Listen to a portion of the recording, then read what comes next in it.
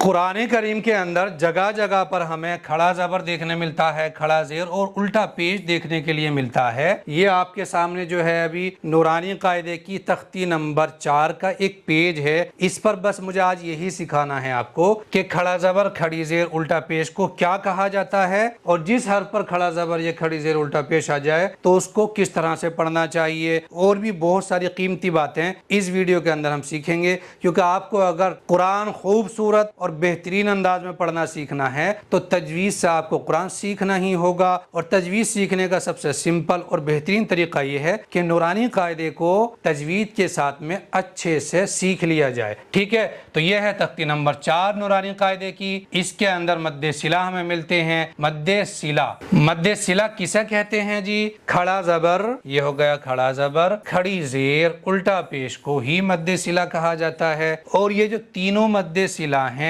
ان کو ایک الف کے برابر کھینچ کر پڑھنا چاہیے۔ مطلب یہ ہے سیدھا سا کہ کسی بھی حرف پر اگر یہ کھڑا زبر آ جائے گا تو اس حرف پر کیا کہیں گے ہم کہ جی اس والے حرف پر مد صلہ کا قاعدہ بنا ہوا ہے۔ اسی طرح سے کسی بھی حرف پر کھڑی زیر آ جائے تو وہاں کیا سمجھیں گے ہم کہ اس والے حرف پر یعنی اس والی ہا پر مد صلہ کا قاعدہ بنا ہوا ہے۔ اسی طرح سے کسی بھی حرف پر یہ پیش آ جائے گا تو وہاں پر کیا کہیں گے ہم کہ اس حرف پر اس واو پر مد صلہ کا قاعدہ بنا ہوا ہے۔ یہاں پر کیا کہا گیا ہے؟ ایک الف کے برابر کھینچ کر پڑھنا چاہیے۔ یعنی یہ تو ہم نے سیکھ لیا ہے کہ کھڑا زبر کھڑی زیر اور الٹا پیش آ جانے پر مد صلہ کا قاعدہ بن جاتا ہے، لیکن یہ سب سیکھنے کا مطلب ہے کیا فائدہ ہوگا یہ سب سیکھ کر کہ یہاں پر مد صلہ کا قاعدہ ہے؟ فائدہ یہ ہوگا کہ ایک الف کے برابر کھینچ کر کے پڑھنا چاہیے۔ اس لیے سیکھ رہے ہیں ہم۔ کیوں سیکھ رہے ہیں؟ مد صلہ کا قاعدہ یہاں پر میم پر بنا ہوا ہے تو اب میم کو ایک الف کے برابر کھینچ کر کے پڑھیں گے۔ اسی طرح سے واو پر الٹا پیش ہے تو واو پر بھی مد صلہ کا قاعدہ بنا ہوا ہے تو واو کو بھی ایک الف کے برابر کھینچ کر کے پڑھیں گے۔ اسی طرح سے ہا پر بھی مد صلہ کا قاعدہ بنا ہوا ہے تو ہا کو ایک الف کے برابر کھینچ کر کے پڑھیں گے۔ اس سے پہلے جو میں نے 4 ویڈیو اپلوڈ کری ہیں اس کے اندر حروف مدہ کا قاعدہ میں نے سکھایا ہے۔ حروف مدہ کس کو کہتے ہیں؟ الف ہوتا ہے ایک تو حرف مد، دوسرا واو ہوتا ہے اور ایک ہوتا ہے یا۔ لیکن ان تینوں کی کچھ کنڈیشن ہے۔ کھینچنے والے حروف کتنے ہوتے ہیں؟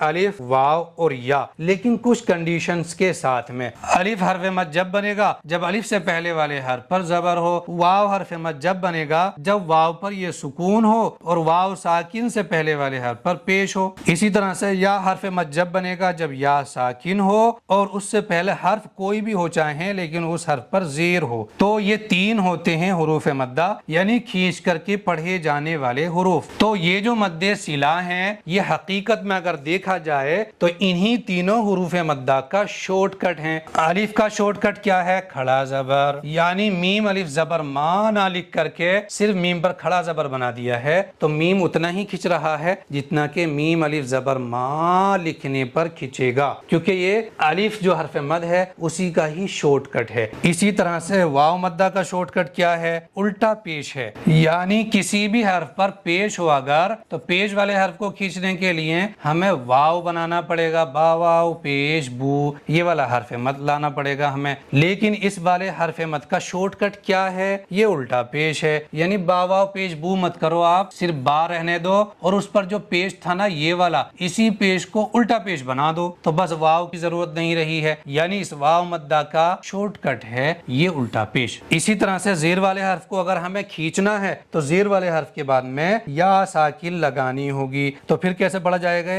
دال یا زیر دی، یعنی زیر کو کھینچنے کے لیے یا ساکن لگانی پڑے گی تب جا کر کے زیر کھینچے گا۔ لیکن اگر ہم ایسا کرتے ہیں دال پر جیسے یہ زیر ہے تو اسی زیر کو کھڑا زیر بنا دیں تو پھر اب یا ساکن لگانے کی بھی ضرورت نہیں ہے، یہ جو زیر تھا نا اسی کو کھڑا کر دیا ہم نے تو یہ والا کھڑی زیر اتنا ہی کھینچے گا جتنے کی یہ والی یا مدہ کھینچتی ہے۔ تو اب آپ سمجھ گئے ہوں گے میں کیا کہنا چاہ رہا ہوں۔ حروف مدہ کا یہ شارٹ کٹ ہی ہیں کھڑا زبر کھڑی زیر الٹا پیش۔ یاد رکھیے یہ والا کھڑا زبر ہی کھینچتا ہے ایک الف کے برابر، لیکن ایک ہوتا ہے پڑا زبر جو کہ دال پر ہے، پڑا ہوا زبر نہیں کھینچتا ہے۔ یہ ہو گیا پڑا زبر اور یہ ہو گیا کھڑا زبر، تو کھڑے زبر کو کھینچेंगे। इसी तरह से एक होता है पड़ी जेर, ये जो है ना पड़ी जेर है, और एक होती है खड़ी जेर। तो खड़ी जेर को, इस वाली खड़ी जेर को एक अलिफ के बराबर खींच करके पढ़ना चाहिए, लेकिन इसी को ऐसा कर दिया जाए, ये बना दिया जाए, तो फिर इसको जल्दी पढ़ेंगे, खींचेंगे नहीं। इसी तरह से एक होता है सीधा वाला पेश, लेकिन इसी सीधे वाले पेश को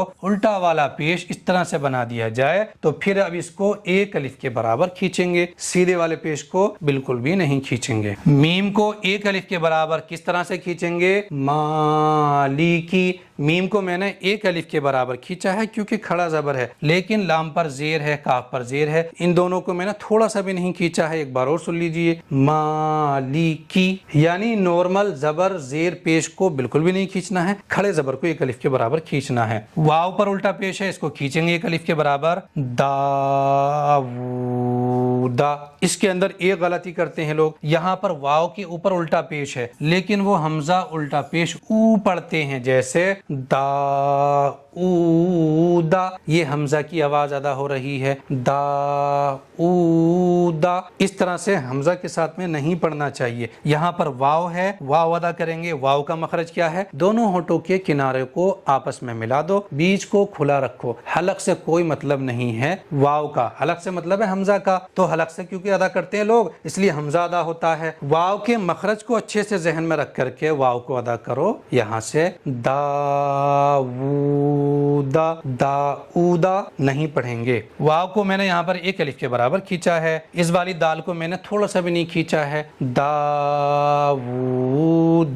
इबादीही, इस वाले हा को मैं खींच रहा हूँ एक अलिफ के बराबर, क्योंकि हा पर खड़ी जेर है, दाल पर पड़ी जेर है, दाल को नहीं खींचेंगे, हा को खींचेंगे। तो जरा फोकस बनाइएगा इन दो हरफों पर, दाल को मैं नहीं खींचूंगा, हा को एक अलिफ के बराबर खींचूंगा। ध्यान से सुनिएगा, इबादीही, इबादीही। इस चीज का आपको मास्टर बनना है कि किन हरफों को खींच करके पढ़ना चाहिए और किन को बगैर खींचे जल्दी पढ़ना चाहिए। इस वीडियो में भी मैंने आपको समझाया है यही, इससे पहले की वीडियो थी हुरूफ मद्दा पर, उसमें भी यही सिखाया है कि किन हरफों को खींचेंगे, किन हरफों को नहीं खींचेंगे, और उसकी प्रैक्टिस भी कराई है। उससे पहले हरकत थे, यानी ज़बर ज़ेर पेश, इन हरफों को बिल्कुल नहीं खींचना है। सारी वीडियो को अच्छे से देखिएगा, आप इसके मास्टर बन जाएंगे कि किन हरफों को खींच करके पढ़ना और किन हरफों को नहीं खींचना है। क्योंकि अक्सर ज़्यादातर लोग कुरान पढ़ने वाले गलती इसी के अंदर करते हैं, जो मेरा ऑब्जर्वेशन है, तो आप लोगों को इससे बचना है। मेरी इन वीडियो से अगर आपको सीखने मिल रहा है और आप ग्रो कर रहे हैं, कुरान बेहतरीन पढ़ने में हेल्प कर पा रहा हूं आपकी, तो कमेंट के अंदर लिख करके भेज दीजिए कोई अच्छा सा कमेंट। और कुरान के किसी भी हर्फ को लेकर के आप अगर परेशान हैं कि इसको कैसे पढ़ना चाहिए, मैं कुरान बेहतर कैसे पढ़ सकता हूं या पढ़ सकती हूं, तो मुझसे आप मशवरा ले सकते हैं। कमेंट करिएगा मुझे, और वीडियो को लाइक शेयर भी करिएगा, फॉलो सब्सक्राइब भी अभी कर लीजिए।